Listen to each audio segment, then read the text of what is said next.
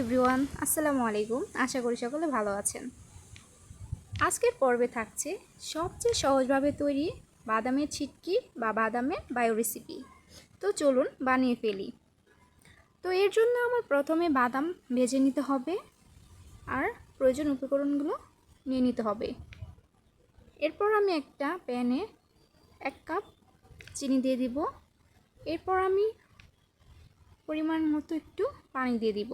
তো ভালোভাবে এটা নেড়ে দিতে হবে। এরপর আমি পরিমাণ মতো লবণ দিয়ে দিব। তো ভালোভাবে আমার ক্যারামেল তৈরি করার জন্য প্রায় 7 মিনিটের মতো এভাবে নেড়ে চেড়ে নিতে হবে। তো অলমোস্ট প্রায় হয়ে গেছে, দেখে বোঝা যাচ্ছে। তো সুন্দর একটা পারফেক্টলি কালার চলে আসছে। এখন আমি একটা স্টিলের প্লেটে সরিষার তেল ভালোভাবে আমি বিরাজ করে নেব। এরপর ছোলা বাদামগুলো আমি এভাবে দিয়ে দিব, হাত দিয়ে সমান করে আমি দিয়ে দিব যাতে সুন্দরভাবে এটা হয়ে যায়।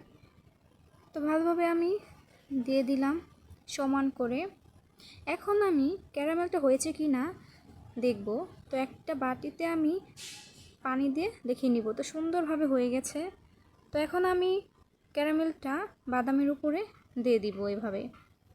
তো আস্তে আস্তে এভাবে আমি সেট করে নিব। তো অলরেডি সেট করা প্রায় হয়ে গেছে। তো এখন আমি প্রায় 10 মিনিটের মতো রেখে দিব। তো দেখুন কি সুন্দর পারফেক্টলি হয়ে গেছে বাদামের ছিটকে। তো এভাবে আমি একটা চাকু দিয়ে এভাবে উঠিয়ে নিব।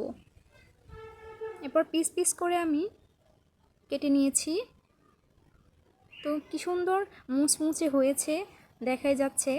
তো দেখে খুবই ভালো লাগছে আমার, আর খেতেও খুবই মজাদার হয়েছিল। বাচ্চাদের জন্য এটা পারফেক্টভাবে বাসায় বানিয়ে নিতে পারেন খুব সহজ উপকরণ দিয়ে। তো আমি এভাবে সুন্দর করে আমি পিস পিস করে কেটে নিয়েছি।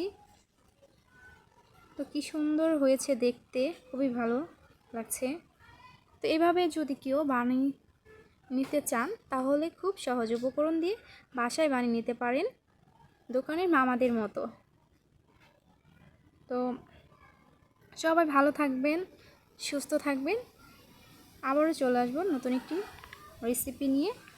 তো আজকে এই পর্যন্ত, সবাইকে বিদায় জানিয়ে চলে যাচ্ছি। আল্লাহ হাফেজ।